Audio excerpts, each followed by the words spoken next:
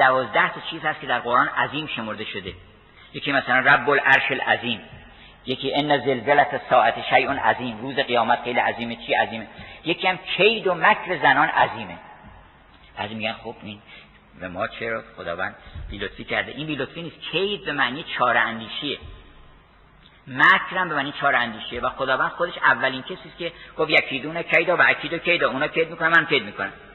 کید کردن نیست که بده. وقتی انسان کید رو در چیزهای نازل به کار میبره بد میشه.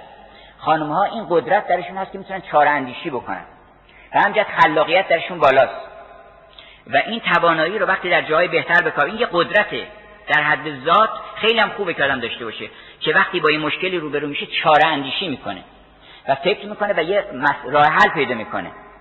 این خیلی هم خوبه.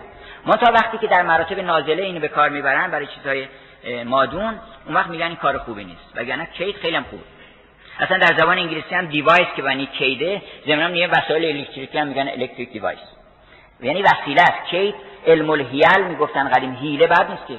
حیله یعنی من چه چاره‌ای بکنم که این آب از این قعر چاه بیاد بالا. اینو میگفتن علم الحیل، یعنی به اصطلاح مکانیک. امروز میگن مکانیک. پس علم حیله ها رو آموختن و باید از این استفاده بکنن، یعنی از این چاره اندیشی و از این قدرتی که خداوند بهشون داده استفاده بکنن. غرض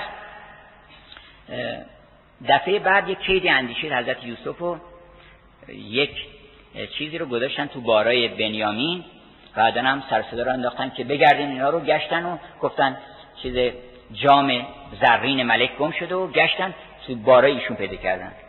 حالا البته بعضی میگن چرا حضرت یوسف این کاری کرد و اینها، اون من وارد اون بحث نمیشم، برای اینکه هر کاری کرده درست کرده، هر چند خسرو کند شیرین بود. کاری که خدا میکنه با ما، با همه ما این کار کردیم، رمز اصلا خداوند برای اینکه ما رو به خودش نزدیک بکنه گاهی اوقات یه جاهایی یک برنامه‌چینی هایی میکنه.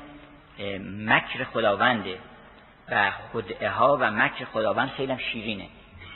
منتها ما وقتی نمیفهمیم برام یه خود مشکل.